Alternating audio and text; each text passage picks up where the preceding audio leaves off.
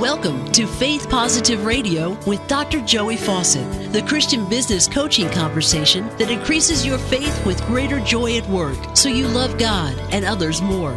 Dr. Joey interviews Christian business professionals just like you to discover their secrets for working faith positive in a negative world. Welcome to Faith Positive Radio with Dr. Joey Fawcett. Hey, Faith Positive Nation, Dr. Joey Fawcett here with another episode of Faith Positive Radio. I am so glad that you are taking the time to listen to this podcast today. There are about 5,632 gazillion podcasts out there, right?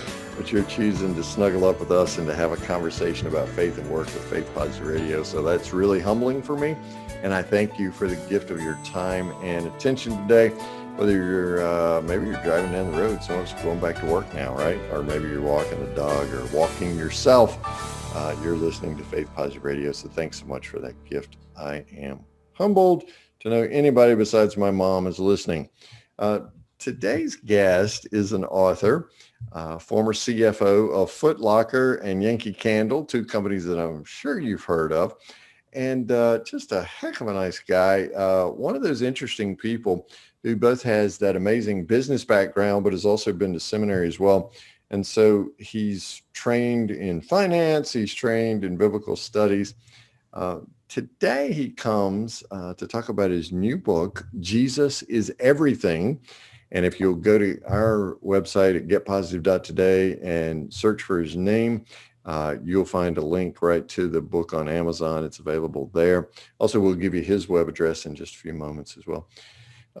Jesus is Everything is posited. It's written around this question, which I want you to think about and answer for yourself for just a moment. Who is Jesus to you? Who is Jesus to you? Now, you know, Jesus asked the disciples a similar question. He said, who do people say that I am? And, you know, the disciples gave the answer. Well, some say you're Elijah, some say you're blah, blah, blah, blah, blah, blah. And then Jesus said, who do you say that I am? And, you know, ultimately in our life and our work life and our home life and all these different places where we go and move and have our being, that's the question, isn't it? Who is Jesus to you? And what difference does it make that you have Jesus in your life? So that's what the book is all about. Jesus is Everything. The author is Bruce Hartman. Bruce, welcome to Faith Positive Radio, my friend. Yeah, thank you for having me today, Joey. Oh, I'm delighted that you're with us. And you're coming to us from one of my favorite cities in the U.S., Asheville, North Carolina. So thanks for coming to us from lovely Asheville. Shout out to all of our friends in Asheville, North Carolina. Who is Jesus to you, Bruce Hartman? You posed that question to us. Who is Jesus to you, Bruce Hartman?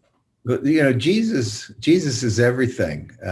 When I've asked that question in the past, you always get a wide variety of wonderful, wonderful answers. And one of the answers I got that made me really think about it was Jesus is everything. Mm-hmm. And as I thought about that answer, I thought about how much it applies to all of us, because these folks that tell me that Jesus is everything to them, Jesus isn't a genie, you know, not a person that they just only talk to when they're in trouble or need something. They're there in the morning when they do their to-do list. They're there in the tough times of life. They're in the good times of life when we praise Jesus. And Jesus is ever present for these people. And, you know, when I think about that, I think that Jesus is everything and everywhere and every place with us throughout the day. Now, you actually posted this question on Twitter, right? Who is Jesus to you? You got a variety of answers. What were some of the more interesting responses you got there, Bruce? We have the normal, the Lamb of God. Right. You have the Sunday school answers, right? Yeah, the Messiah.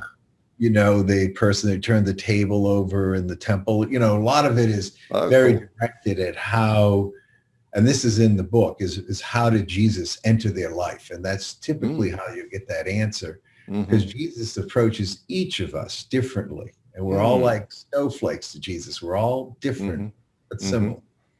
So when I posted it, that one answer, Jesus is everything, It was, for me, it was very riveting. And I was thinking about a story I'd heard about of a man who had died the week before. Mm. And, his last few moments were spent, he had 18 people in his family, grandchildren, children, wife. They all got to say, I love you to him. Mm. And he got to say, I love you back to them. Mm. And his sons helped him connect with Jesus in those last few days. Oh, wow. And his son actually had written a poem, and it's called Jesus is Waiting for You, and read it to him just before he died. And, it was such an interesting story because it talks about, Jesus is there at the beginning and Jesus is there at the end, and we're all going to paradise. All we have to do is have faith. And that's part of the reason, connecting the question we asked in this story of this man, a great man who had just did what we're all going to do at some point, go to paradise. Connecting them is what inspired me to write this book. Connecting them, right? Just like the sons did the man as he was leaving this world. Right. And headed to the next. Yeah. Yeah. Everybody wants to go to heaven, Bruce. Nobody wants to die, right? So that's just an expected part of life that maybe we don't want to talk about. Well, that question, who is Jesus to you, seems to me can have different meanings at different times. For instance, if I'm sitting in my recliner right over here doing my morning devotions and getting, as my friend Perry Marshall says, my memos from the head office, right? Then, that maybe Jesus then is very intimate. We're spending a lot of time together. And so many of our listeners in Faith Positive Nation may have a similar experience, that intimacy. Maybe you're in a worship experience or something like that, a small group study. Jesus is pretty intimate then. It seems to me that the answer can morph a little bit, though, when we go to work, because that's shall we say, a different environment, perhaps more challenging, at times more adversarial. So how do we, in answering this question, Bruce, create some consistency between the various aspects of our lives and find a consistent Jesus, regardless of whether the circumstances are conducive to being with Jesus or not? Yeah, so you bring up work as a place to connect with Jesus. And it's interesting. I have a lovely pastor at my church, very nice woman. And I tell her Jesus is good for business. And that puts her hair on fire. Well, obviously that wasn't the statement to put my hair on fire, but obviously mine never returned. So, and here's some interesting statistics, Joey. Okay. There are 162 million people work. A Monday morning at 8:15, 162 million people are at work. Okay, is that here in the U.S., Bruce? Huh? Is that here in the U.S.? In the U.S. In the U.S., okay. That's 50% of the U.S. population. Okay. And people, particularly pastors, forget that. So if you take that, what I just said, that statistic, right? Half your sermons, if you're a minister, right, be focused on how to help people in the workplace, right? Right. So we'll start there. Now, I always tell people, I do a seminar when I do college visits and college tours. And the one thing I love talking to young people. I don't care if you're Christian or not. I love talking to young people about Jesus. The reason is, once you explain Jesus without the preconceived stuff, and you're just a regular guy talking to regular young people, Jesus comes across good. Here's what people don't know about Jesus. Jesus was a carpenter. Now, you may say, well, how do you know that, Bruce? Well, I know that through doing research of the Greek word tekton. Tekton is the translation, there's two places in the Bible where he's referred to as carpenter. Okay. Last time we see Jesus in the Bible is when he's 12. He's talking to the great leaders of the Jewish temple. The next time we see him, he's passing by John, John the Baptist in the book of John. And John the Baptist looks up, raises his eye and looks up and says, there goes the Lamb of God. Right. It's an 18-year period. Mm-hmm. Now, all of us know Mary, Mother Mary. Mm-hmm. You think she let him sit around playing with his PlayStation? No. And Jesus wasn't like that at all. And, one of the things I did when I was getting my doctorate degree is I did a lot of research on this hidden period. Mm. And there's a lot of writers that are just a few generations off. Polycarp, one of them, Irenaeus, very just off.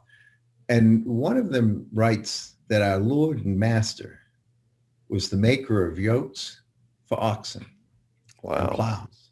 Mm. So I know people like to say, there's no proof that Jesus existed. Well, there certainly is. This is just a few generations and the coincidences. Okay.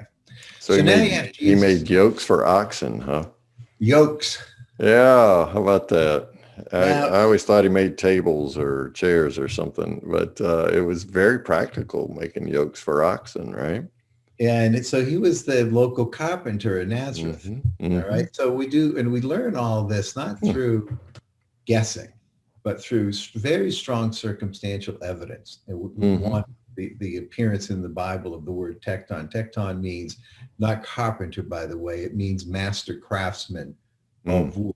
Master craftsman of stone. So we're assuming Jesus was a master craftsman of wood.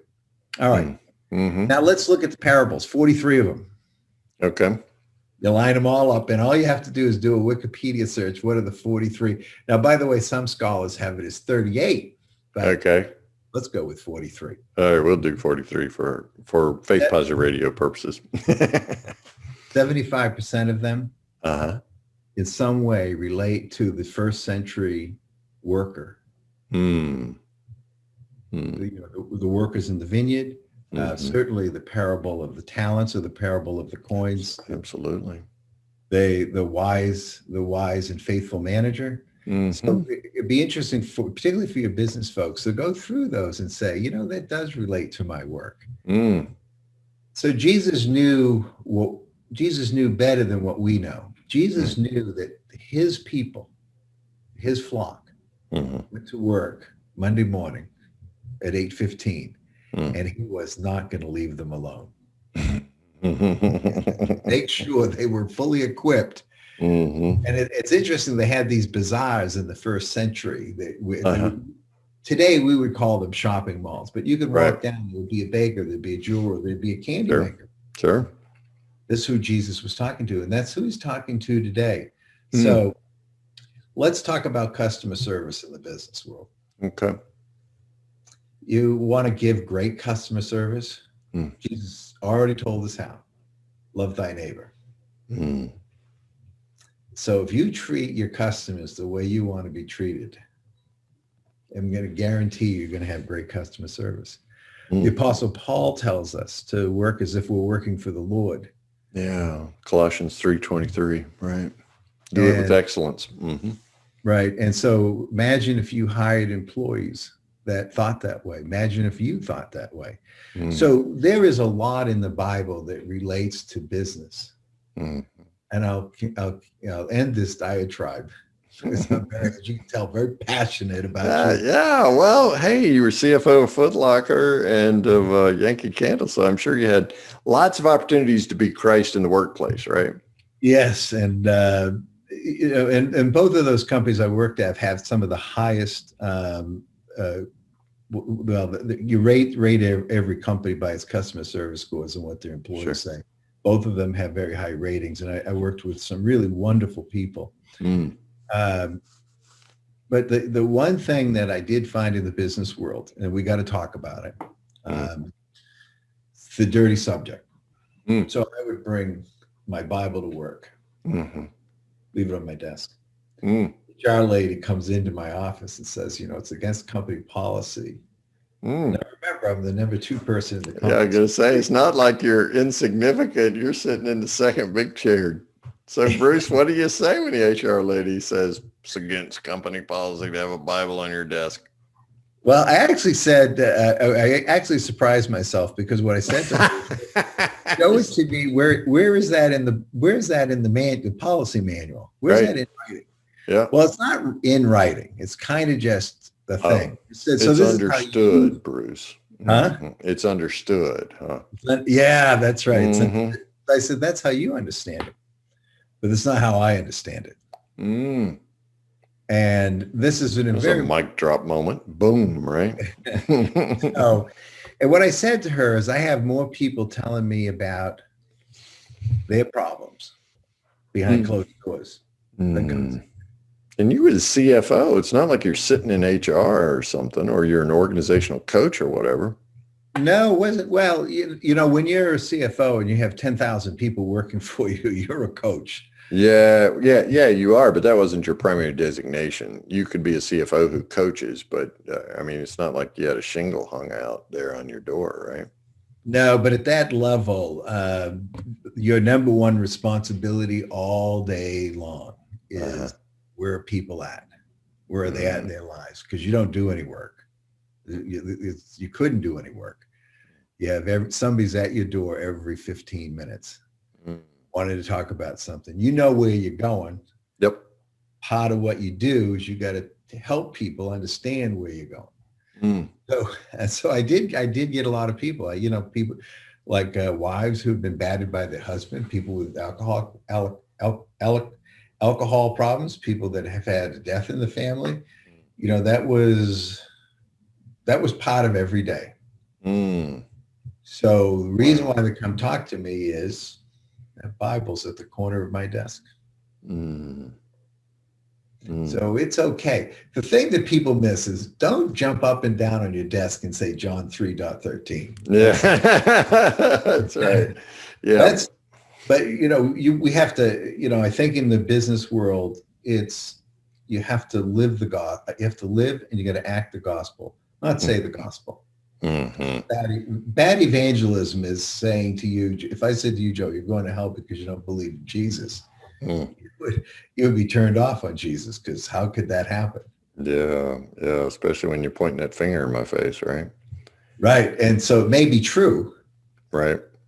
But it's really not the way Jesus handled his evangelism. He did. So how do you, and obviously you study the scriptures a lot, BruceLHartman.com is the website, by the way, if you're listening to this podcast and you want to trip lightly over there while we keep talking. Bruce L. Hartman, and Hartman has one N on the end, .com. And we'll talk to you more about the Jesus is Everything book in a few minutes. Bruce, when you start talking about who is Jesus to you in the workplace, then it sounds to me like you wore the title of CFO of Foot Locker and of Yankee Candle. That was the official title, but there was another title that had to do with who Jesus is to you. If you were to say, what was that title, Bruce, how would you describe what you did? So, well, that's a tough question, Joey. I wouldn't want to call myself an evangelist because that's a little over the top. So I wouldn't say chief evangelist. I mean, the chief person to get people to be better than they were the day before. Oh, wow. Let that soak for just a second. The chief person who got people to be better than they were the day before. Man, in a world, Bruce, where we're just all trying to figure it out, right? That's, man, that's quite a title. That is quite a title. Just trying to get us to be a little bit better than we were the day before. That's beautiful. So tell us how you did that. I mean, you said you had people lined up to talk to you every 15 minutes or something. How did you do that, Bruce? It was, I'll start with a story my daughter said to me once. Dad, I didn't realize you had all those people working for you. I said, really? So why is that important? And she said, well, you got thousands of people you can tell what to do all day long. Like you did her, right? Well, so, I should have used that reply, not treat them the same way I treat you. You're not bossing anybody around. If you stop bossing people around, and and this is in the scriptures as well. You stop bossing people around, you're not going to have many people to boss around. Your goal is a coach, and at that level, and for these big corporations to survive, no matter what you read in the newspaper, I would say 95% of the senior executives I met, and I met a lot of them, really good people. Not what you read about in the news, and not what you hear about on CNN. For every Bernie Madoff story, I can give you 100 great people that I met in my career. Your job is simply to make people better. You don't have to judge them. You don't have to find fault with them. Your goal is, and some people, you got to use a cattle prod. This guy, Pete Cups, comes to mind. Pete's a wonderful guy, but every once in a while, you have to say, Pete, that could be the single dumbest thing I've ever seen done. That's what the Apostle Paul referred to as speaking the truth in love, right? But for Pete, that's what it took. He didn't take stuff like that personally. He took it. He wanted to be the smartest person. And so that motivated him. Other people just wanted to know you care. And it's as simple as, you're doing a really good job on this particular project, and I'm so pleased. There's another guy named Reggie. This is in my first book, Jesus and Company. Reggie's in the first book. It's called Jesus and Company. It's about Jesus and business. Reggie would come to my office every morning for 10 minutes. He was looking for one thing. Every morning? Every single morning he was in the office. Oh, was a coffee pot in your office or something? No, he would hang out by the door, and I'd see him, because in theory you couldn't see me without an appointment. Right. But I'd see him floating around out there, and I'd say, Reggie, come on in here for a second. What's up? And he'd say, boss, I just figured out a way to make the glass, the glass containers in Yankee Candle, where they have the fragrance glasses. I've just figured out a way to save us 10 cents a glass. I said, Reggie, that's the greatest thing in the world. I'll make sure I go over and tell the CEO that today. 3, 4, 5 days a week. Wow. Would have that conversation, something great he did. All he was looking for is just affirmation. So like a lot of bosses would get irritated with somebody like Reggie. Yeah. No. You give him the 10 minutes. Yeah, because you're saving 10 cents a glass right there that day. Who knows what tomorrow will bring, right? Because Reggie's getting a little bit better each day. So it got to be a joke, I would say to Reggie, if I give you a headline, you're good for another 1,000 miles. And so you have to manage people. You don't have people adjust to you. A really good manager adjusts to them. Reaches them. And this is the same way that I think Jesus works with each of us. We each have our entry point for Jesus. Jesus is always knocking at our door. But each of our doors are different. Bruce L. Hartman is my guest on Faith Positive Radio today. You can head over to brucelhartman.com. And you can check out his latest book, Jesus is Everything. And then you said a previous book that you've written is Jesus and Company. And that one is more specifically about faith and work. What about, now you said Pete needed a cattle prod every now and then. He needed to be telling us about the dumbest thing I've ever heard, right? Yeah. I need to hear that occasionally myself. But what about a person who is just so totally right and who thinks that they've got it all captured, Bruce, and so they don't see a need to get a little bit better each day? How were you Jesus to those people? You turn it around. What does that mean?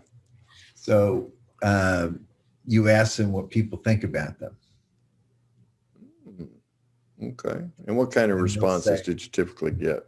You get, I think everybody thinks I'm great. I said, well, maybe not the case. Yeah. They all think that you don't listen because you think you know more than everybody else. One thing that's common about all people, we all want to be loved. We all want to be liked. even the smartest person in the room. Mm. So you flip it, and you got to be gentle here because this is a hard character that you've given me here. Very hard character. Oh yeah, but they're everywhere. Yep. And so I would always just flip it. And it's sometimes, this particular character that you've pointed out, Joey, this could take you a few months. Yeah. You don't just add water and the plant is there, right? You've got to nurture it, cultivate it, get some sun into that thing. Yeah. So, now people may say that, this all sounds good and fine and dandy. I want to just tell you this story, Joey. Okay. 1999, they made me CFO of Foot Locker. Okay. We were $1.4 billion in debt. Wow. $100 million a year before, and sales were negative. Oh man, you were bleeding like crazy. We were. And I remember when they gave me the job, I called my wife home, and I called my wife at home. And I said, all my life, all I want to do is be a public company CFO. And here I am. And she goes, "You're not be employed in 2 weeks." I said, "No." Congratulations, honey. You made it. Oh, by the way, we're $1.2 billion in debt. So, I gathered the folks up, in the first couple of days. And, the one thing that I think managers always need to realize, you don't do any work. The people do the work. They got to know where they're going. They got to know that you care. They got to know that you're always going to tell the truth. And for 1 year, Joey, we fought hard to keep that company alive. There were times, we're talking billions of dollars. There were times we were within $300,000 of filing bankruptcy that first year. And I kept telling them all the same thing. Let's keep doing our job. If all of us do our job, everything's taken care of. Come that Christmas, the business appeared to be really bad, but one of our employees noticed that she developed this thing called the gift card. The gift card they sell now at the stores. Foot Locker was one of the first companies in America to develop this gift card. And this woman, oh wow, who went on to replace me as the CFO, developed this gift card. She said, "Bruce, let's look at this. Look at all the gift cards that have been sold out there." So what that means is that after Christmas, because everybody was getting gift cards. And by the way, Lauren Peters is her name. She was a Catholic and I'm a Methodist. But we got along. Because I do like the Mother Mary and she liked John Wesley. So right, she was right about that. I remember coming to work on the 26th and all of a sudden sales started to take off. And we went from the Wall Street Journal calling us the financially troubled company to 2 years later, and you can go on Forbes and look this up. We became the turnaround story of American retail, American business. And it wasn't because of me. It wasn't. Everybody gives me credit for that. Like if you read some of my LinkedIn, oh, he saved this, he did that. I didn't do anything, Joe. All I did was have the right people in the right place and gave them the creativity to do their job. And that's how I think what Jesus is doing with us each and every day as well. Right. And you cared for them, Bruce. You cared for them. You let them know they were loved. BruceLHartman.com is the website. Bruce, what are we going to find when we go over there to that site? Well, I do a devotional once or twice a week. I have this street preacher. His name's Pastor Lou Stragala. Okay. And it's our podcast. And we get together every Saturday morning. And we talk about something. Yeah. We'll take a subject. Lou writes a blog every day. He's a wonderful street pastor. He has 12 people in church on Sunday. But he visits with thousands of people each week. He's the chaplain he's the state police chaplain. He he hands out truckloads of clothing to the poor. Oh, wow. He feeds, I think this year he's going to feed like 15,000 people. But anyways, a street. Mm-hmm. So his stories, podcast for those are on. It's also part of the vlog we do. And then I'm on all of the various social media sites. Okay. You mentioned LinkedIn, so we could go to LinkedIn and find you as Bruce L. Hartman there. Okay, yes. Cool. So we can make a connection for you there. By the way, let me invite you to join our Faith Positive group on LinkedIn. And that way, there's a group of hundreds of committed Jesus followers there. So you guys can have conversations, and please put your podcast and blogs and other things up in there, the devotionals.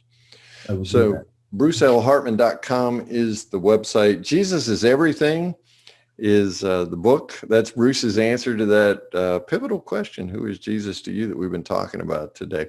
Bruce, out of all the Bible stories, Bible passages, Bible verses you've read, what's your favorite one? It's the one where Jesus says, love the Lord with all your heart and all your soul, and also love your neighbor. And that's, I know I've shortened it up, but that's the one that means the most to me. It's the one when I was getting my minister's license that I took, when they asked me what my theology was. That's what it was. Beautiful. Thank you so much. Bruce, thanks for all the wisdom you've shared with us today. I love your real world approach to loving other people and the difference it can make in the work environment. Faith Positive Nation, you got some inspiration, you got some information today. This is an episode you want to listen to over and over again. Bruce, thanks so much for being my guest today. I pray God's blessings on you and the amazing things that you're doing to show other people how much Jesus loves them and who he really is. Thank you, Joey. Thank you for having me today. My pleasure. Thanks for listening to Faith Positive Radio, the Christian business coaching conversation that increases your faith with greater joy at work so you love God and others more.